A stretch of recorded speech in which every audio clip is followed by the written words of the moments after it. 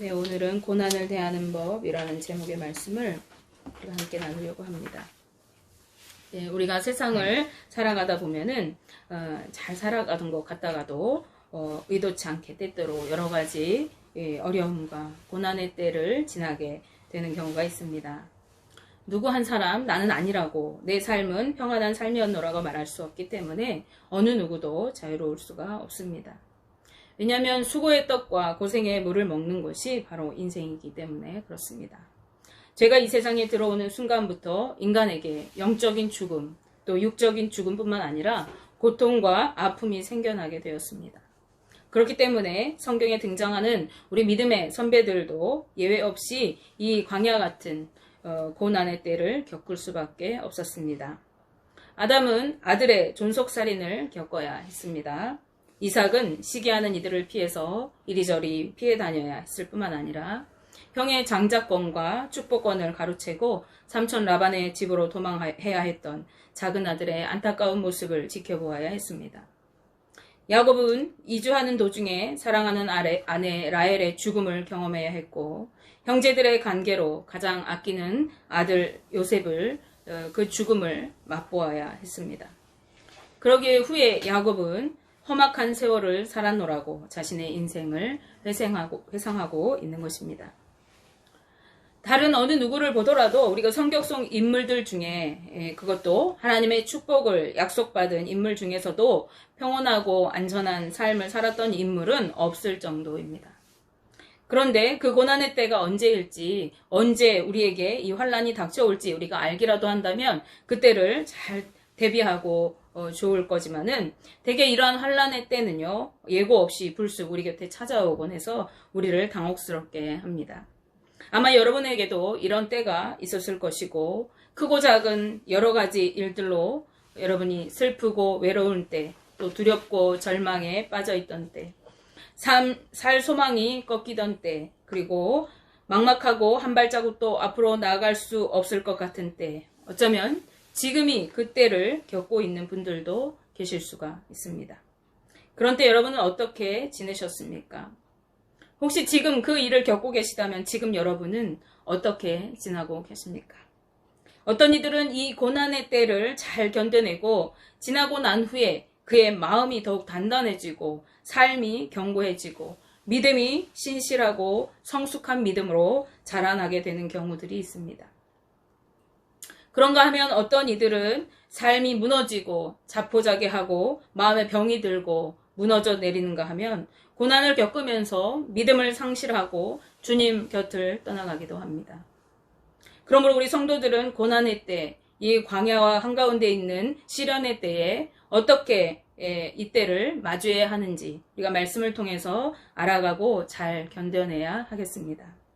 오늘 우리가 읽은 이 시편 55편을 기록한 다윗은요, 이스라엘 역사에서 길이 남을 아주 위대한 왕으로 추대되기도 했지만 성경 속의 인물들 중에서 가장 파란만장하고 험악한 세월을 살았던 인물 중에 한 사람이기도 합니다.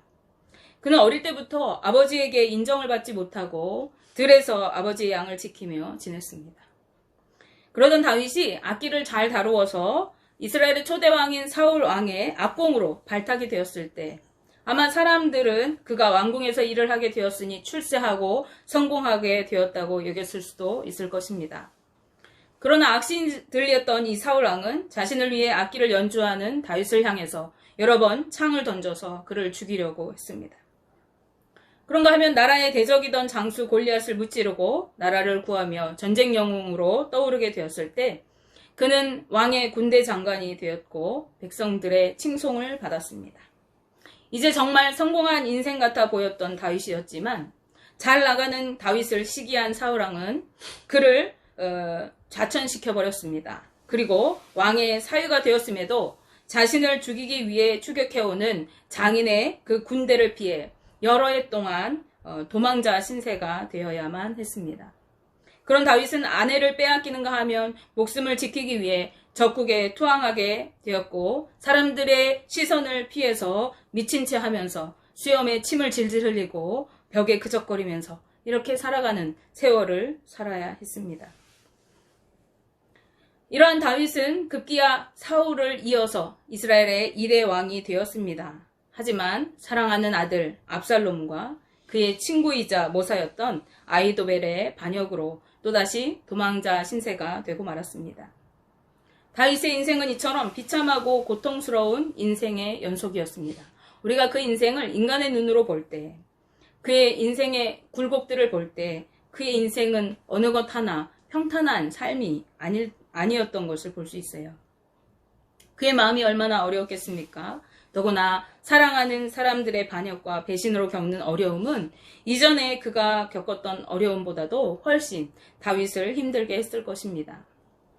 다윗이 자신의 아들 압살롬을 얼마나 사랑했는지 그가 압살롬 아들의 죽음을 들었을 때, 그 소식을 들었을 때 비록 자신을 죽이려고 했던 아들이었지만 다윗은 몹시 슬퍼하고 대성통곡하였습니다. 사무엘하 18장 33절 말씀을 보시면 왕의 마음이 심히 아파 문 위층으로 올라가서 우니라 그가 올라갈 때에 말하기를 내 아들 압살롬아 내 아들 압살롬아 차라리 내가 너를 대신하여 죽었더면 압살롬 내 아들아 하였더라 라고 기록하고 있어요. 그런가 하면 아히도벨은 그의 친한 친구이면서 함께 전략을 짜고 전술을 펼치는 모사로서 이제껏 그와 생사고락을 함께 했던 아주 막역한 서이였습니다. 이런 이들이 자신을 배신하고 죽이려고까지 할 때 다윗의 마음은 어떠했을까요? 오늘 우리가 읽은 시편 55편은 바로 압살롬과 아히도벨의 반역 당시에 다윗이 지은 시입니다. 당시 다윗은 육체의 고단함은 물론이고 마음까지 무너지는 고통을 느꼈습니다. 시편 55편 4절 5절 말씀을 보시면 내 마음이 내 속에서 심히 아파하며 사망의 위험이 내게 이르렀도다. 두려움과 떨림이 내게 이르고 공포가 나를 덮었도다 라고 그가 고백하고 있습니다. 다윗은 자신의 목숨같이 아끼고 너무나도 사랑하는 아들 압살롬과 절친한 친구였던 아히도벨의 반역으로 죽음의 위기에 놓이게 되자 극심한 두려움과 공포가 밀려왔어요. 그리고 마음이 너무나도 아프고 어려웠습니다. 마치 이 상황이 하나님께서 자신을 버리시고 외면하는 것만 같았습니다. 그러기에 다윗은요, 비둘기같이 내게 날개가 있어서 내가 날아갈 수 있다면 차라리 내가 광야로 날아가서 그곳에 머무는 것이 더 편안할 것 같다고 고백하고 있습니다. 여러분, 광야는 어떤 곳입니까? 그곳은 죽음의 땅입니다. 극심한 더위와 추위를 견뎌내야 하고 먹을 것도 마실 물도 구하기 어려운 곳입니다. 맹수와 악한 짐승의 위험이 도사리는 곳입니다. 그럼에도 불구하고 다윗은 지금 자신이 처한 상황보다도 그러한 광야에 머무른 것이 평안하다고 느낄 정도로 마음이 몹시 괴롭고 힘들어했습니다. 이럴 때 우리는 어떻게 해야 하는 것일까요? 죽음의 위협이 도사리고 사방이 막힌 것 같이 막막할 때, 하나님도 내 곁에 계시지 않는 것 같고 나를 버리시는 것 같이 느껴질 때, 이때가 바로 우리의 믿음을 확인할 때입니다. 우리가 평안할 때는 다 믿음이 좋은 것 같아요. 다 하나님을 믿는 것 같아요. 그러나 우리의 진짜 믿음이, 우리의 진짜 모습이 드러날 때는 바로 이러한 때입니다. 이때 우리는 장차받을 천국의 영광과 주님의 보응을 바라보면서 견뎌야 하는 것입니다. 로마서 8장 18절 말씀에 생각하건대 현재의 고난은 장차 우리에게 나타날 영광과 비교할 수 없도다 라고 바울은 말씀하고 있습니다. 그런가 하면 베드로전서 4장 12절 13절 말씀에서 사랑하는 자들아 너희를 연단하려고 오는 불시험을 이상한 일 당하는 것 같이 이상히 여기지 말고 오히려 너희가 그리스도의 고난에 참여하는 것으로 즐거워하라. 이는 그의 영광을 나타내실 때에 너희로 즐거워하고 기뻐하게 하려 함이라 라고 권면하고 있습니다. 초대교회 성도들은 이러한 권면의 말씀을 붙들고 예수 그리스도 때문에 겪는 고난들을 견디며 믿음을 지켜나갔습니다. 이 어려운 불에 연단한 것 같은 시험에 죽음의 위험 앞에 사자의 입에 던져질 때 불구덩이에 던져질 때 몸이 찢기고 또 십자가에 매달릴 때 이들은 이 말씀을 붙들고 믿음을 지켰던 것입니다. 고난을 통해 성도들은 믿음을 더욱 견고하게 세워가게 되었고 거룩한 하나님의 백성들로 빚어져 가게 되는 것입니다. 그러기에 욥은 고난 가운데서 그가 나를 단련하신 후에 내가 순금같이 되어 나오리라고 고백하였습니다. 금강석에서 순금을 추출하기 위해서는요, 처리용 약품을 이 금강석에 붓고 그것을 뜨거운 불에 단련하는 과정이 반드시 필요하다고 해요.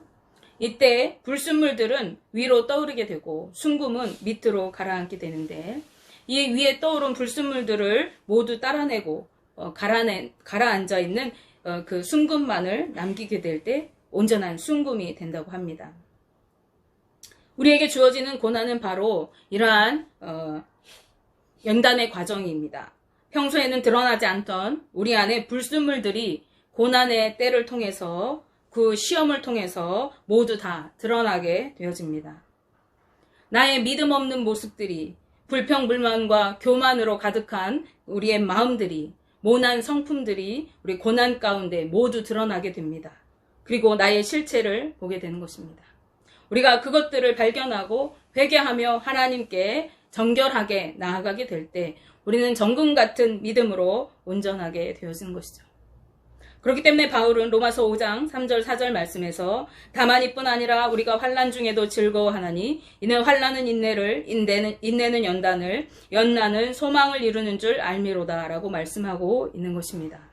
우리가 이 고난 가운데서 우리의 마음이, 우리의 믿음이 환난을 통해서 인내를 이루고, 그리고 우리의 믿음이 단련되고 하나님의 천국을 소망하는 그 소망을 이루게 되는 그것 때문에 우리가 고난받는 것을 오히려 즐거워할 수 있다라고 바울이 말하고 있는 것이죠.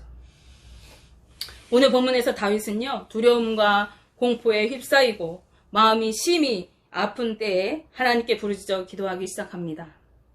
시편 55편 1절에서 2절 앞부분 말씀을 보시면 하나님이여 내 기도에 귀를 기울이시고 내가 간구할 때에 숨지 마소서, 내게 굽히사 응답하소서라고 간구하는 것을 우리가 볼 수 있습니다. 이러한 다윗의 기도는 자신을 구원할 분은 오직 여호와 하나님밖에 없음을 믿고 있었음을 보여주는 것입니다. 다윗은 자신의 상황이 처절하고 절박하면 절박할수록 더욱 하나님을 의지하였습니다. 그분만이 나의 이 모든 문제의 해답이심을 믿었기 때문에 그렇습니다. 16절 17절 말씀에 나는 하나님께 부르짖으리니 여호와께서 나를 구원하시리로다. 저녁과 아침과 정오에 내가 근심하여 탄식하리니 여호와께서 내 소리를 들으시리로다 라고 다윗이 고백합니다. 다윗은 밤낮 없이 주님을 의지하여 기도하였습니다. 그리고 내가 기도할 때 하나님께서 반드시 들어주실 것을 의심하지 않았습니다. 이런 확신을 갖게 된 것은요, 다윗이 지난 세월 동안 고난 가운데서 자신을 구원하여 건지시는 그 하나님을 경험하면서 살아왔기 때문에 그렇습니다. 그가 알고 있었는지 모르고 있었는지 모르지만 다윗은 그 사망의 음침한 골짜기를 지나는 동안에, 고난을 견디며 살아오는 그 동안에 하나님을 향한 믿음이 날마다 견고해져 갔습니다. 오직 하나님만 바라보며 믿음으로 인내할 수 있게 된 것입니다. 어떠한 상황에도 주님께 기도할 수 있고 주님을 바랄 수 있는 사람으로 그가 성장해 갔던 것이죠. 18절 19절 말씀을 보시면 나를 대적하는 자 많더니 나를 치는 전쟁에서 그가 내 생명을 구원하사 평안하게 하셨도다. 예부터 계시는 하나님이 들으시고 그들을 낮추시리이다 라고 다윗이 고백하고 있습니다. 이전에 경험한 하나님, 나를 수많은 대적에게서 구원하시고 평안하게 인도하신 그분이 이제 내 기도를 지금도 들으시고 대적을 물리치실 것이라고 하는 믿음이 다윗을 실망하지 않고 기도할 수 있게 하는 원동력이 된 것입니다. 그렇기 때문에 22절 말씀에서 내 짐을 여호와께 맡기라. 그가 너를 붙드시고 의인의 요동함을 영원히 허락하지 아니하시리로다 라고 다윗이 선언할 수 있었던 것입니다. 믿는 사람들은 어떤 사람들입니까? 어떤 상황에서도 자신의 모든 상황, 자신의 모든 문제를 주님께 맡기고 기도하는 자들인 것입니다. 우리가 믿는다고 해서 고통과 고난이 우리 삶에 영원히 없는 것이 아닙니다. 예수님을 믿어도 우리의 육신의 삶은 여전히 아프고 고통과 환난을 겪기도 하고 죽음을 맞이하기도 합니다. 그 상황 속에서 때로는 낙심하기도 하고 두려움에 떨기도 합니다. 절망에 사로잡힐 때도 있습니다.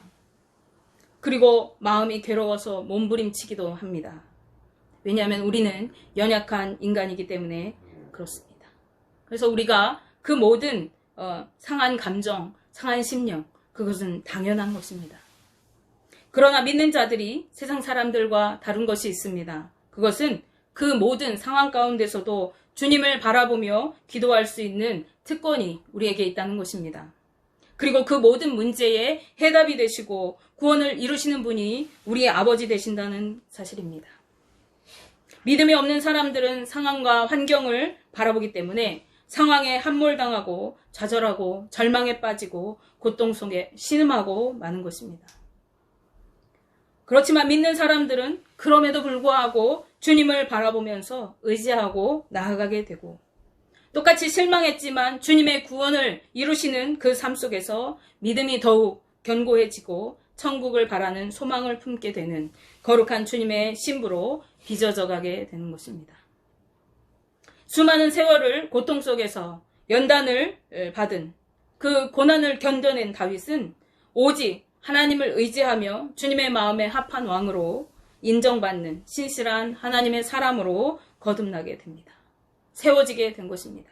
그리고 내가 사망의 음침한 골짜기를 다닐지라도 해를 두려워하지 않을 것은 주께서 나와 함께 하심이라 라고 하는 고백이 정금 같은 믿음으로 고백되어지는 그 고백이 그 입술에서 나오게 된 것이죠. 내 평생의 선하심과 인자하심이 반드시 나를 따르리니 내가 여호와의 집에 영원히 살리로다 라고 하는 소망을 그가 품고 살아가게 된 것입니다. 지금 고난의 때를 겪고 계십니까? 그렇다면 이때가 바로 여러분의 믿음을 정금같이 세워갈 때입니다. 하나님께 거룩한 주님의 신부로 하나님께서 지금 여러분을 다듬고 계신다는 것을 기억하면서 믿음으로 기도하실 수 있기를 바랍니다.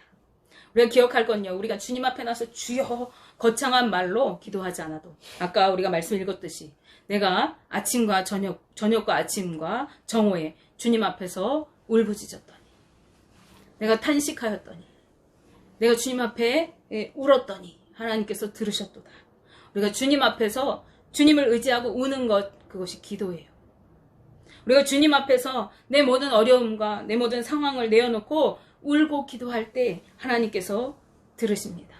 그리고 고난으로 끝나지 않고 믿음의 성숙을 이루는 성숙의 기회로 삼으시는 여러분들 되기 바랍니다.